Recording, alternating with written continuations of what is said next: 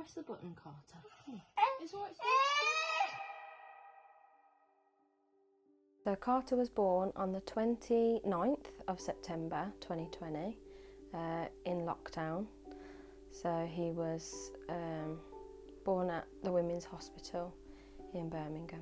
As a newborn, Carter was noisy, but other than that he was healthy. He liked Blue's Clues, he loved to run around, he loves dinosaurs, he liked to play with toys, liked to be with family, liked to go in swimming. He still does all of those things. He used to do loads of stuff, but back then, before he was diagnosed, we could do things without worrying. We went on holiday to Devon. He seemed his normal self, and it was really hot while we was away, so the weather was really warm. The first thing that I noticed was he kept asking me for a drink. So he would have a cup of water or a bottle of, a full bottle of water, and then he would say, "Mommy juice" or "Mommy drink," even though he'd just had an entire bottle of water. And then the second thing that I noticed was he was weeing a lot, so his nappies were getting so full, even after just an hour. As soon as I'd put a nappy on him, he'd be wet through, like leaking his nappy within an hour. And this was towards the last couple of days of the holiday. But he also got thinner, he was tired, he almost like was zoning out. And when I brought him home from holiday, his dad said, "Oh my God, look how like skinny he is, look." But because I was with him sort of every day, I didn't notice as much, which I actually feel guilty, sort of looking back on those photos and that time away. I feel guilty that I didn't see it straight away. But obviously towards the end I definitely did, and we took him to get checked out as soon as we knew that there was definitely something wrong. Thinner, toilet, tired and thirst. So they're the 4 T's that you sort of look out for, and he had pretty much all of those. And so we raced back from holiday, took him to the doctors, and they said, "You need to go to A&E now."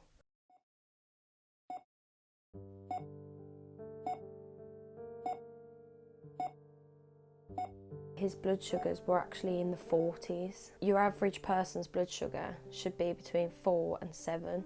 His was 40. So obviously on holiday he'd been eating things like, treats like ice cream. He was having chips with his dinner. These are all carbs. And his blood sugars were just going up and up and up. And the doctors basically said that if I didn't get him there when we did, then we would have lost him.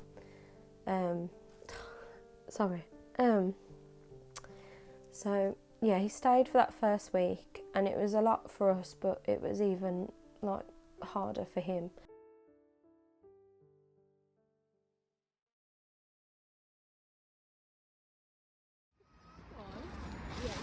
Oh, you did? Who did you play with? That's not yours? Yeah.